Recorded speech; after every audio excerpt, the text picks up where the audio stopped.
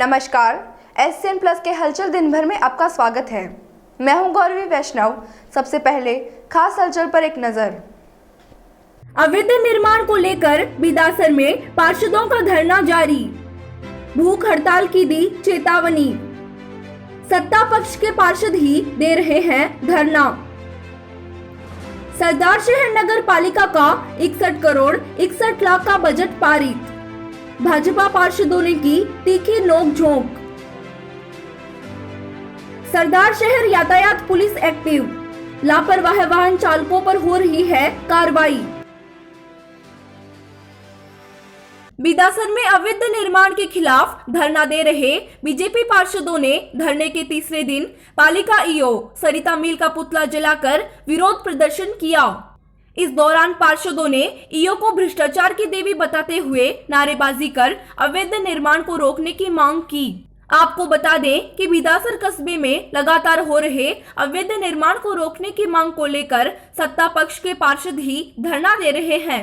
वहीं पार्षदों ने बताया कि अगर मांगे जल्द नहीं मानी गई तो शुक्रवार से भूख हड़ताल शुरू की जाएगी। पूरी करो, ईओ तेरी तानाशाही नहीं चलेगी, नहीं चलेगी। ईओ तेरी तानाशाही नहीं चलेगी, नहीं चलेगी। हमारी मांगे पूरी करो, हमारी मांगे पूरी करो। अवैध निर्माण बंद करो, अवैध निर्माण बंद करो। बिदासर में चल रहे अवैध निर्माण के बारे में हमने अधिशासी अधिकारी महोदय और एसडीएम साहब को पहले भी अवगत करवा दिया गया था। पिछले 3 दिनों से हम धरने पे बैठे हैं। प्रशासन की हठधर्मिता के कारण आज हमें यहाँ पे बैठना पड़ रहा है। प्रशासन कोई सूद नहीं ले रहा है अवैध निर्माणों पे, जो नगर पालिका के राजस्व में बहुत कमी रहेगी।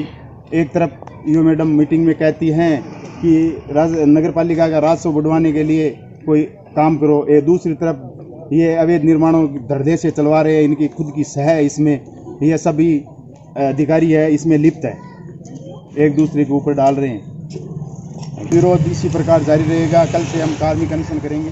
सरदार शहर नगर पालिका हॉल में आज शहर के विकास कार्यों को लेकर पहली बजट बैठक रखी गई, जिसमें 66 करोड़ 61 लाख का बजट पारित किया गया।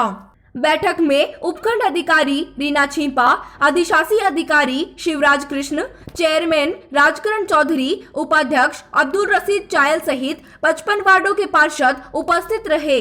बैठक का शुभारंभ नवनिर्वाचित पार्षदों के सम्मान समारोह के साथ शुरू किया गया। बैठक में कुल 16 एजेंडों पर विस्तार से चर्चा की गई, जहां कुछ मुद्दों पर विपक्ष ने सहमति नहीं जताई, वहीं कुछ मुद्दों पर जमकर बहस हुई। पालिका अध्यक्ष राजकरण चौधरी ने सभी पार्षदों से शहर के विकास कार्यों में सहयोग करने की अपील करते हुए शांति बनाए रखने का निवेदन किया। वहीं प्रतिपक्ष नेता राकेश टाक व उपनेता मदन ओझा ने जमकर बहस करते हुए अपनी नाराजगी जाहिर की। आप सुनिए, अगर चोरी हुई है तो ये कैसे कह सकते हैं? आप पहले वो मोटर चोरी को आज ये कब कहा इन्होंने? ये कब कहा चोरी हुई है? बात तो सुनिए, आप बात सुनो। अगर मोटर चोरी हुई है तो उसकी लायबिलिटी हम है। किसने की ये बात किसने की है? मोटर चोरी हुई है। मैं मोटर चोरी हुई है, हम उससे लायबिल है। कौन कह रहा है आप लायबिल हो? हमें क्यों इंगित कर रहे हो? आप कहां कर रहे हैं? मैं गिरोह का बात सुनिए। आप वगैरह चोरों का मैं गिरोह कहूंगा, इसमें क्या दिक्कत है? जब वहां पे सामुदायिक बात होता है, ठीक है, मैं आपको भी करके नहीं कहा ये बात। मदन जी, यहाँ पे कभी नहीं हुई है और हम इसको सर ठीक है, ये ठीक नहीं है। एक मिनट 11 तारीख को बोर्ड का गठन हुआ था और उसके बाद में आज पहली मीटिंग थी, ये और बजट मीटिंग थी। उसमें भी कुछ इश्यू हमने इसमें शामिल किए। हमारे अध्यक्ष महोदय ने बजट मीटिंग थी और राज्य सरकार का एक दबाव भी था, क्योंकि चुनाव लेट हुए थे और इस कार्य अवधि में हमें जल्दी ही ये सारा काम करना था। मैं धन्यवाद देता हूँ नगर पालिका प्रशासन को, हमारे नगर पालिका चेयरमैन को, कि इतने कम समय में भी उन्होंने इतना शानदार बजट आज पारित करवाया है। बजट के जो मुद्दे रहे हैं वो इस प्रकार रहे हैं कि आपने स्वयं मीडिया कर्मियों ने या शहर के लोगों ने ये महसूस किया होगा कि पिछले 15 दिन में जिस प्रकार आइडियल बन के नगर पालिका चेयरमैन खुद सुबह 6 बजे से लेके रात के 10 बजे तक मॉनिटरिंग करते हैं और उसमें मैं हमारी ईओ साहब को भी बहुत बहुत धन्यवाद दूंगा कि जिस प्रकार से वो कार्य समय के अलावा नगर पालिका चेयरमैन के साथ एक भूमिका निभाकर मॉनिटरिंग कर रहे हैं और इसमें शहर में एक मैसेज जा रहा है कि निश्चित रूप से बदलाव होगा।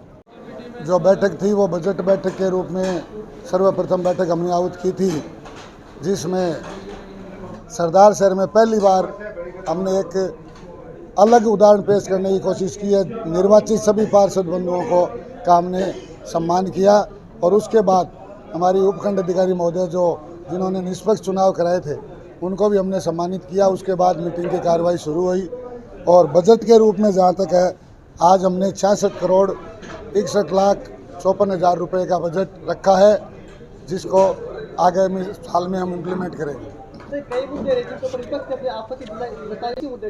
देखिए, ऐसा है, विपक्ष अपनी भूमिका अदा करता है और सत्ता पक्ष हमने हमारा एक घोषणा पत्र चुनाव में जारी किया था, आप बंधुओं को भी हमने दिया था और हम हमारे घोषणा पत्र के अनुरूप चल रहे हैं। हर संभव ये कोशिश कर रहे हैं कि विपक्ष को हम साथ लेके चलें और विपक्ष से बार बार आप लोगों ने आज देखा, हमने बार बार अपील की शहर के विकास में आप भागीदार बनिए, लेकिन ऐसा लगता है, मुझे दुख भी है इस बात का कि निवेदन करने के बावजूद हर मुद्दे पे बहस करना, जबकि इस एजेंडों में हमारे द्वारा कोई ये घोषणा नहीं की गई कि हम ये कर रहे हैं। चूँकि चेयरमैन के अधिकार में 25 लाख के पावर है और इससे ज़्यादा बड़े काम हमें शहर के विकास के लिए करने हैं, सौंदर्यीकरण करने के लिए करने हैं। कच्चा बस स्टैंड जो 210 गाँवों की समस्या है उसका निदान हमें करना है और करने के लिए हालांकि बजट बैठक में खाली बजट का एजेंडा था, फिर भी हमने विपक्ष को विश्वास में लेने के लिए जो हमें 25 लाख से ऊपर के कार्य थे उनकी स्वीकृति लेनी ज़रूरी है और मंडल की स्वीकृति लेने के लिए हमने ये एजेंडे रखे, जिनमें एक एक एजेंडा शहर के आम जन के हित के लिए, न कि किसी पर्सनल हित के लिए। विपक्ष के द्वारा लगाए गए आरोप सारे जो है वो बेबुनियाद है और हम उनको सिरे से खारिज करते हैं। नगर पालिका गठन के बाद में आज पहली नगर पालिका मंडल की बैठक हुई और उसके साथ में बजट की बैठक थी। चूँकि हर बार ये परंपरा रही है कि जब भी बजट की बैठक कॉल करें तो उसके साथ में बजट की एक कॉपी भेजते हैं हर पार्षद को, लेकिन इस बार पहली बार ये देखने को मिला कि जिस चीज़ की बजट की स्वीकृति के लिए हमें यहाँ बुलाया गया था उसकी हमारे पास ना ही तो कॉपी थी, ना ही हमें ये अनुमान था कि इस प्रकार का बजट होगा। इनके पास बहुमत है, सत्ता पक्ष के पास, तो इन्होंने अपने बहुमत के दम पे और विपक्ष की आवाज़ को दबाने का प्रयास किया। हमने इस बात की भरपूर मांग की कि बजट की प्रति पार्षदों को मिलनी चाहिए थी, लेकिन चूँकि इस शहर के विकास का मामला है इसलिए बजट की आवश्यकता पड़ेगी, तो हमने भी बजट का समर्थन किया है। दूसरा, सत्ता पक्ष ने कुछ विकास के कार्यों के लिए एजेंडे रखे थे, इसमें एक भी कार्य का ना ही तो इनके पास डीपीआर है, ना ही इनके पास कोई एस्टीमेट है। बिना डीपीआर और बिना एस्टीमेट के किस चीज़ की स्वीकृति दे ये पार्षदों को पता ही नहीं है। इन्होंने कच्चा बस स्टैंड के सुधार कार्य का, सौंदर्यीकरण का और अशोक स्तंभ से मजिस्ट्रेट की कोठी तक का और कुछ एक और कार्यों का प्रस्ताव रखा था, लेकिन गिनानियों के रखरखाव का इस टाइप का प्रस्ताव रखा, लेकिन उनमें से किसी भी कार्य का इनके पास कोई ब्यौरा नहीं है। क्या काम करवाना चाहते हैं, बिना किसी कार्य का ब्यौरा दिए सदन किस बात की पुष्टि करे, ये हमारी तो समझ से बाहर है। आज तक इस प्रकार की परंपरा कभी रही नहीं है। कोई भी काम अगर किसी को करवाना है, नगर पालिका अगर कोई भी निर्माण कार्य, विकास कार्य करवाना चाहती है तो उसमें पहली शर्त ये रहती है कि आप उस कार्य का विकास डीपीआर बनाएं या एस्टीमेट प्रस्तुत करें, तो ना ही तो डीपीआर बनाएं ना ही एस्टीमेट बनाएं। तीसरा, इन्होंने एक मुख्य मार्गों से कचरा उठाकर डंप करने का एजेंडा ले रखा था। 50 लाख रुपए की राशि उसमें खर्च होनी है, क्योंकि नगर पालिका के पास आज की तारीख में ऐसी कोई भूमि नहीं है जहाँ पे ये कचरे को डंप करें। पहले 100 नंबर खसरा में हमारे कार्यकाल में हमने शुरू करवाया था, लेकिन उस पर आज की तारीख में स्टे है। नगर पालिका के पास ऐसी कोई भूमि नहीं है जहाँ कचरा डंप कर सकें, तो इनके पास ये कोई विजन नहीं है कि कहाँ से कचरा उठाएंगे और कहाँ डालेंगे। जब तक कचरा डालने के स्थान ही तय नहीं है तो उसमें 50 लाख रुपये स्वीकृति किस बात की। ये सब भारी भ्रष्टाचार की संभावनाएं इस एजेंडा ने पैदा कर दी है। हमने मुखर विरोध किया, लेकिन संख्या बल ज़्यादा होने के कारण और हमारे विरोध को दबाने का प्रयास किया, लेकिन पार्षदों ने, विपक्ष के पार्षदों ने एक सुर में इस बात की मांग की कि आप हमें स्थान बताएं। इनके पास कोई स्थान है नहीं, तो ये लोकतंत्र में इस प्रकार का इन्होंने जो काम किया है मेरे हिसाब से तो बिल्कुल ठीक नहीं है। तीसरा, एक इन्होंने सड़क बनाने का, सिर्फ सिंगल सड़क का पूरे शहर में, जो शहर की आबादी क्षेत्र में है ही नहीं,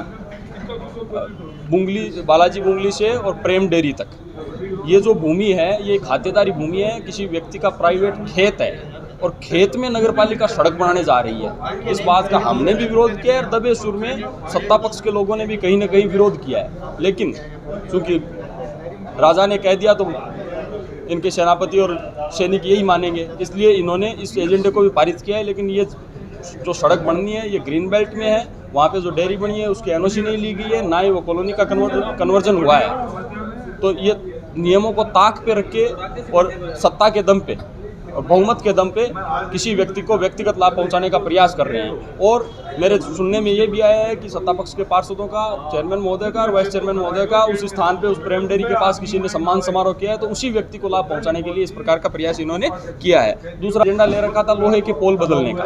लोहे के पोल बदलने का काम है वो बिजली विभाग करेगा, ये काम नगर पालिका का नहीं है। और इस नाते हमारे बिल में जो नगरीय कर जुड़ के आता है, जो बिजली विभाग हमसे वसूल करता है, ये हमारी सुविधा के लिए ही है। अगर कोई पोल लोहे का है, उससे कोई नुकसान होने की संभावना है तो उनको चेंज करने का काम है वो बिजली विभाग का है। लेकिन इन्होंने अपने दम पे ले रखा है, इन्होंने कहा हम चेंज करेंगे और बजट इसका नगर पालिका बनेगी। आज तक ऐसा कभी हुआ ही नहीं है। भाजपा महिला मोर्चा राजस्थान द्वारा प्रधानमंत्री भारतीय जन औषधि परियोजना के सहयोग से जन औषधि दिवस 2021 मनाया गया।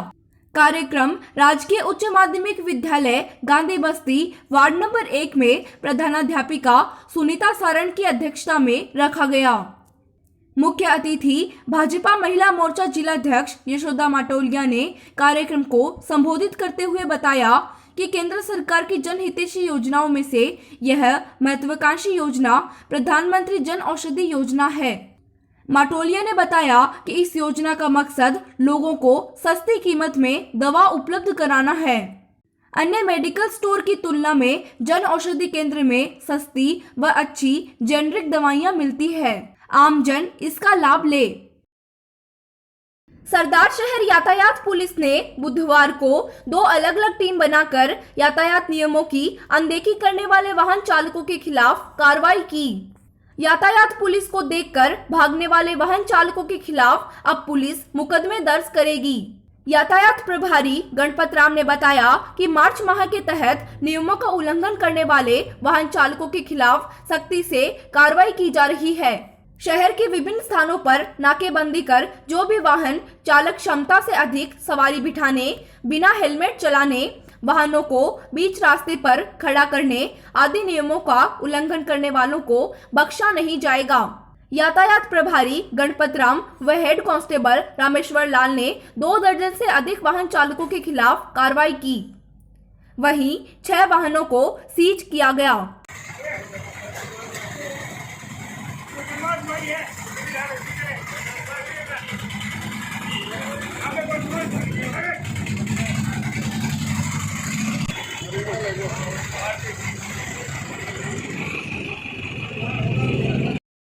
बस वाहन चालकों के खिलाफ जो दुपहिया वाहन चला रहे हैं, मोटरसाइकिल पर जो हेलमेट नहीं लगा रहे हैं, 3 सवारी के जो बैठे हैं भाग रहे हैं, उनके खिलाफ कानूनी कार्रवाई की जा रही है। और जो मोटरसाइकिल पुलिस को देखकर जो भागने की कोशिश कर रहे हैं, चकमा देकर, उनके खिलाफ सख्त से सख्त कानूनी कार्रवाई की जाएगी।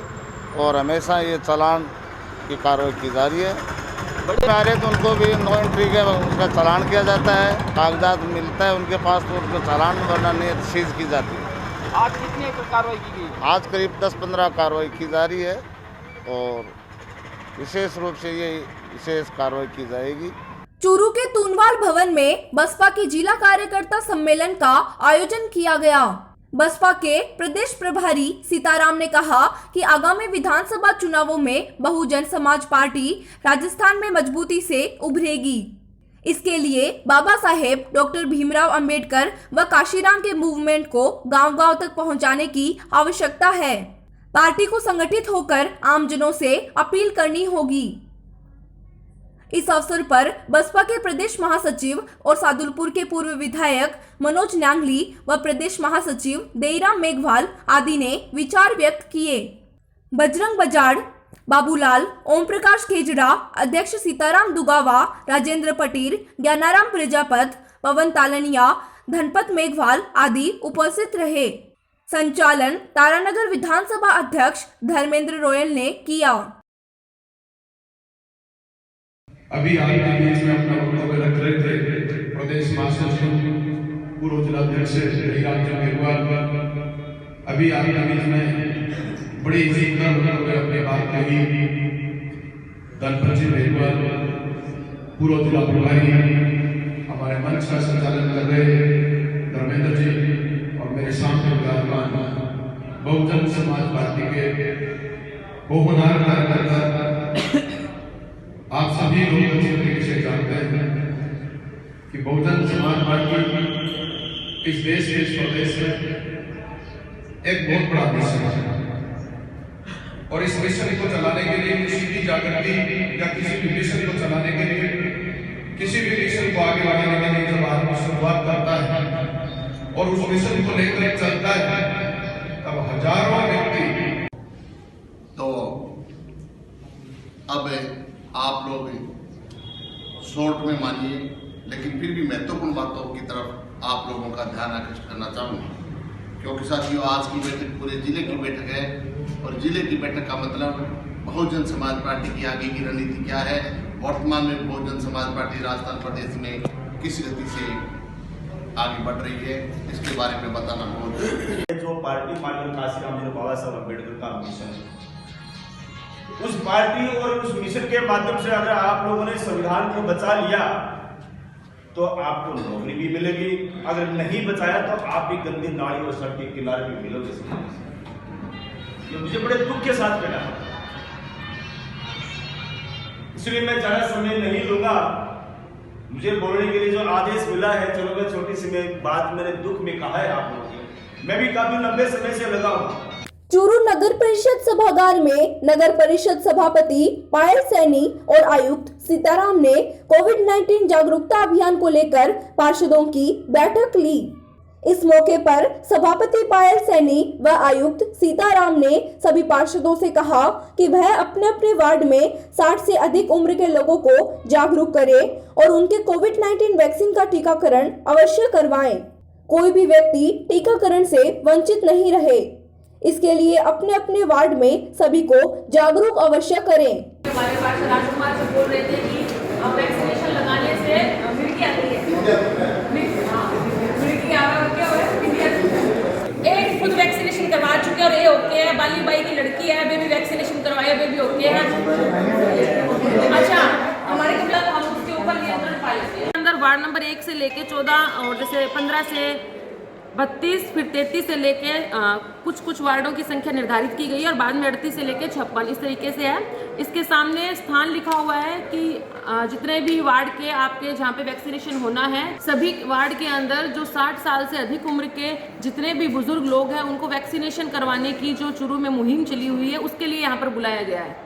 सभी वार्ड पार्षद जो है अपने अपने वार्ड के आप प्रथम नागरिक हो, आप सभी लोगों का ये कर्तव्य बनता है कि आप सभी लोग आपके वार्ड में कोई भी व्यक्ति ऐसा नहीं छूटना चाहिए जो 60 साल से अधिक उम्र का है और उसके वैक्सीनेशन ना लगे। इसके लिए आज आपको यहाँ पे बुलाया गया है। ग्राम गोपालपुरा में पंडित रेवती रमन जी महाराज के महाशिवरात्रि महोत्सव का शुभारंभ कलश यात्रा के साथ हुआ।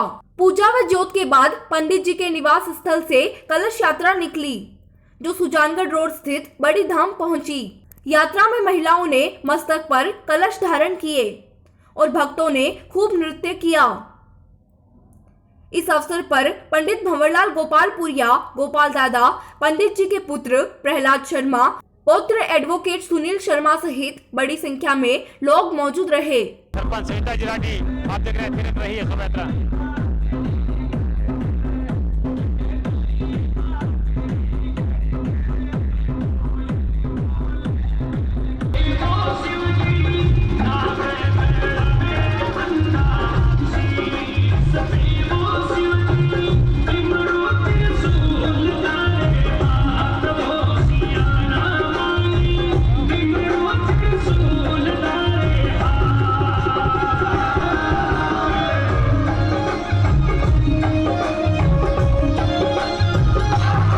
ये था SN प्लस का खास बुलेटिन हलचल दिन भर। टीवी पर देखने के लिए शेखावाटी केबल नेटवर्क के चैनल संख्या 153 पर जाएं। सोशल मीडिया पर हमसे लगातार जुड़े रहने के लिए हमारे YouTube और Facebook पेज को सब्सक्राइब और लाइक करें। नमस्कार।